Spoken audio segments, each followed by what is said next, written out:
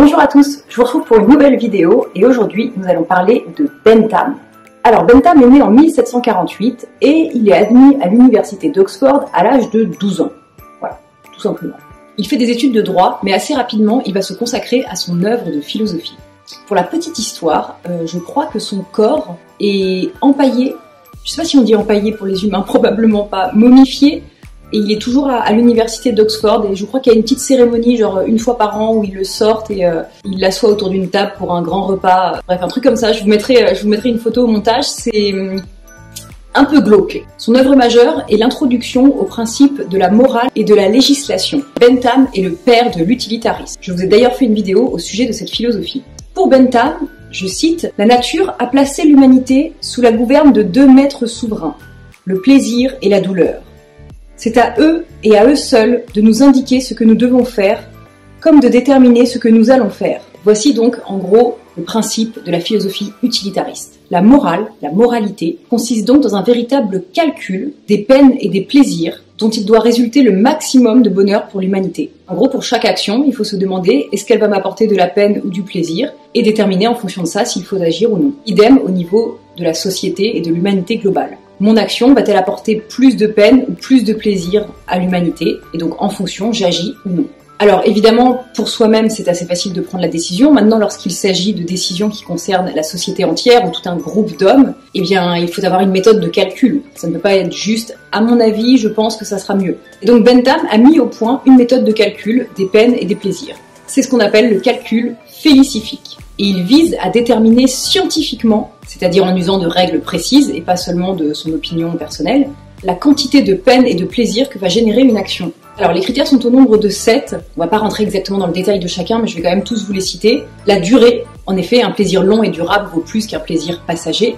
L'intensité du plaisir, la certitude, un plaisir est plus utile si on est certain qu'il va se réaliser. La proximité, un plaisir immédiat vaut plus qu'un plaisir qui va se réaliser dans de nombreuses années. L'étendue, un plaisir vécu à plusieurs vaut plus qu'un plaisir solitaire. La fécondité, en effet, un plaisir qui va entraîner d'autres plaisirs vaut plus qu'un plaisir isolé, on pourrait dire.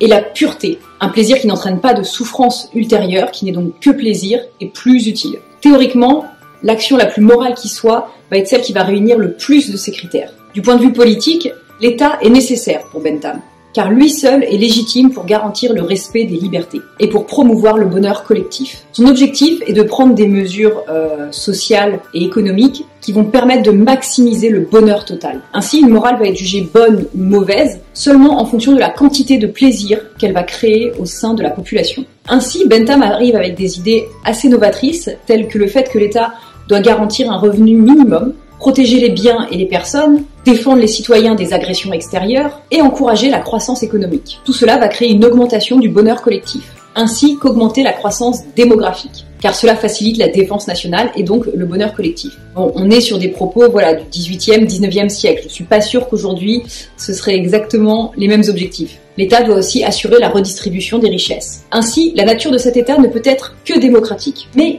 une démocratie élitiste. En effet, Bentham propose un suffrage censitaire, c'est-à-dire que seules les personnes payant la cens peuvent voter. En effet, les autres régimes, oligarchie, monarchie, etc., n'auraient tendance qu'à privilégier leur bonheur individuel et de pas penser au bonheur collectif. Parce que pour défendre l'intérêt du grand nombre, il faut forcément que l'État procède du plus grand nombre. En effet, Bentham ne se fait pas d'illusions sur la nature humaine. Une personne ne peut pas prendre des décisions pour le bien collectif de tous, alors qu'elle est seule à décider. Bentham est donc assez moderne dans ses idées, et à titre d'exemple, il a été l'un des premiers intellectuels à défendre le droit des homosexuels.